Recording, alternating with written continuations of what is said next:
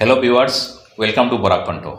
আজকে আমরা বরাক কণ্ঠ অফিসে বা আমরা বরাক কণ্ঠ স্টুডিওতে উপস্থিত হয়েছেন বরাকবেলির একজন renowned doctor, orthopaedic surgeon doctor Nabanil Gupta, bone and joint specialist. So doctor Nabanil Gupta স্যারডে আমরা অফিসে ওয়েলকাম করি। আর তো ডক্টর সাহেবের কাছে ফার্স্ট কোয়েশ্চন থাকবো যে আপনার একদম ইয়াং মানুষ, একদম কম এইজও যে বরাকবেলিতে আপনি যে সার্ভিস যেটা দিছেন মানে আপনার বিভাগও এই সার্ভিস দিয়া আপনি এত শর্ট টাইমের ভিতরে যেন এতটুকু পপুলারিটি বা একটা ফেম মানে আপনার থ্রু আউট দ্য বরাকবেলি একটা স্প্রেড হয়েছে, এটার কারণটা কিটা? এটা আমার নমস্কার সবাইকে, দর্শককে। আমার আগের থেকে যখন আমি ডক্টর মানে হয়েছি তখন তো একটাই লক্ষ্য আসলো যে সবার লাগি মানে ভালোভাবে চিকিৎসা করতাম, সবার সমস্যাটা শুনিয়া যেটা ট্রিটমেন্ট লাগে করতে চাই, ওইটাই। বাকি সবার আশীর্বাদ, হ্যাঁ, ওইটাই। তো আপনি এজ এ অর্থোপেডিক সার্জন মানে আপনি আপনার বিভাগটা চালাইয়া যাইতরা বা আপনার প্রফেশনও আছে, তো আপনি এই অর্থোপেডিক এই ডিপার্টমেন্টটা কেন চুজ করলা? আপনি অন্য আরও আসিল নিউরো চুজ করতে পারেন বা বিভিন্ন আরও বিভাগ আছে, সেগুলো না করিয়া স্পেসিফিক এই ফিল্ডটা আবার কারণটা কিটা?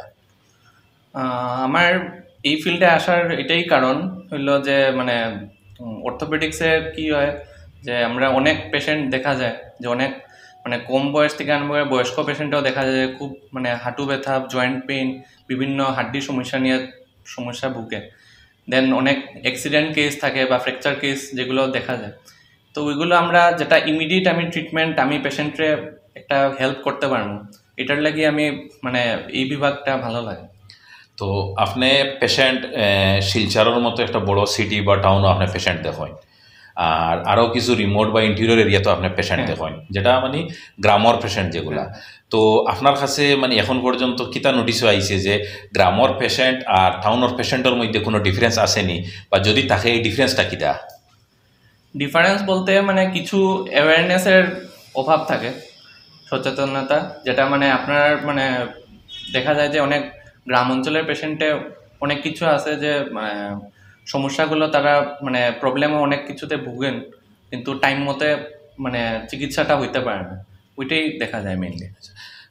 আর একটা জিনিস ডাক্তার সাহেবের কাছ থেকে জানতে চাই, আর পেইন তো অনেক ধরনের পেইন আছে, তো বিশেষ করে আমরা গ্রামে গঞ্জে এরকম আমরা নজরে আইছে, যেটা আমরা নোটিশও আইছে, অনেক রুগী এরকম দেখা যায় যে ব্যাক পেইন থাকে বা জয়েন্ট পেইন থাকে। তো এই আজকাল মানে এই বেশিরভাগ জয়েন্ট পেইন বা ব্যাক পেইন এগুলো হওয়ার পিছিয়ে কারণটা কিটা? এটা দেখুন অনেকটা কারণ থাকে, যেরকম মানে ব্যাক পেইন যেটা আপনারা কইছেন, আপনি কইছেন যে মেইনলি দেখা যায় লো ব্যাক পেইন, ঠিক আছে, বা নেক পেইনে থাকে, ঘাড়ে বেদনা বা কোমরে বেদনা। এটা মেইনলি যে কোনো পেশেন্টের মানে পোস্টার ঠিক না থাকার লাগে, বেশি ঝুঁকিয়া কোনো কাজ করা বা ভারী জিনিস উঠানি, এরকম স্ট্রেস অ্যাক্টিভিটিসে তখন দেখা যায় যে কোমরে ব্যথা, ঘাড়ে ব্যথা বেশি দেখা যায়। জয়েন্ট পেইনের অনেক কারণ থাকে, এরকম হাঁটুগালা দিয়ে বইয়া মানে জয়েন্টের মধ্যে প্রেশার পড়ে, দৌড়ঝাঁপ মানে যেটা মানে করলে জয়েন্টের মধ্যে এফেক্ট পড়ে, এইগুলো কারণে মানে ওভার অ্যাক্টিভিটি ওভার দ্য জয়েন্টসের কারণে পেইনটা থাকে আর কি। আর একটা জিনিস আমরা দেখা যায় যে অর্থোপেডিক রিলেটেড যে কোনো সময় যদি সাপোজ কেউ কোনো একটা ফ্র্যাকচার হয়েছে বা এই ধরনের কিছু হয়, যখন ডক্টরের কাছে যায় বিশেষ করে হসপিটালে যাওয়ার পরে, তো প্রায় দেখা যায় মানে অপারেশন করেন এটা। তো মানে এই যদি ফ্র্যাকচার হয় বা মানে হাড্ডি রিলেটেড কিছু থাকে, তখন মানে অপারেশনটা করাটা কিন্তু জরুরি নেই, মানে কম্পালসারি নেই, এরকম করতেও লাগবে এরকম কিছু আসেনি? না, এটা না, আপনার যেটা ফ্র্যাকচার মানে ফ্র্যাকচারের উপরে ডিপেন্ড করিয়া অনেক ফ্র্যাকচার থাকে যেগুলো আমরা প্লাস্টারের থ্রুতে আমরা ঠিক করতে পারি, যেটা আমরা কনজারভেটিভ ম্যানেজমেন্ট করি। যেগুলো আছে যে না অপারেশন লাগবেই, মানে কিছু ফ্র্যাকচার থাকে ওইগুলোতে আমরা অপারেশন করি, যেরকম রড লাগাই বা প্লেট লাগাই, স্ক্রু লাগাই। তো মানে সব কেসে যে অপারেশন লাগবে এরকম না, যেগুলো কেসে মানে আমরা এটা ডায়াগনোসিস হওয়ার পরে প্রথমে এক্স-রে করি বা সিটি স্ক্যান করার পরে আমরা বুঝতে পারি যে কোনটাতে অপারেশন জরুরি, ওইগুলোতেই আমরা অপারেশন করি। নাইলে আমরা প্লাস্টারের থ্রুতে বা ট্র্যাকশন স্প্লিন্টের থ্রুতেই আমরা পেশেন্টের ঠিক করার চেষ্টা করি। অনেক সময় দেখা যায় যে গ্রামের অনেক পেশেন্ট সাপোজ কারোর ফ্র্যাকচার হয়েছে বা পেইন মানে বিভিন্ন ধরনের পেইন আছে বা বোন মানে হাড্ডি রিলেটেড অনেক সমস্যা থাকে, তো এরা ওই এটা গরিব মানুষ থাকার কারণে বালা একজন ডাক্তারের কাছে যাইতে পারে না, ডক্টর অ্যাফোর্ড করতে পারে না, বা ভালো ট্রিটমেন্ট উন্নত মানের ট্রিটমেন্ট অ্যাফোর্ড করতে পারে না। তো এরার লোকে কিতা মেসেজ আছে বা কোন ধরনের ইয়ে করতে চাই যে without consultation with the doctor মানে কিতা করতে পারবো তারা? আমি এটাই কইমু যে মানে অনেক ম্যাক্সিমাম আমরা একটা কেস দেখা যায় যে পেশেন্টের হাত ভাঙ্গা বা পা ভাঙ্গা বা যে কোনো কিছু ভাঙ্গার পরে অনেকজন আছে যে মানে মালিশ করিলায় বা এরকম মানে খন্ডল ট্রিটমেন্ট করে, কোয়েক্স ট্রিটমেন্ট যেটা আমরা কই। তো এইগুলো এরকম না করিয়া সাথে সাথে ডক্টরের পরামর্শ লওয়া উচিত। ইমিডিয়েট আইস প্যাক অ্যাপ্লিকেশন, বরফ শেক যেটারে কই আমরা, তারপরে কোনো পেন কিলার দিয়া মানে ইমিডিয়েটলি আপনার মানে লোকাল কোনো হসপিটালে মানে কন্ট্যাক্ট করিয়া মানে প্রপার ইমোবিলাইজেশন করার পরে তারপরে লাগে অর্থোপেডিক্স ডক্টরে দেখানি উচিত।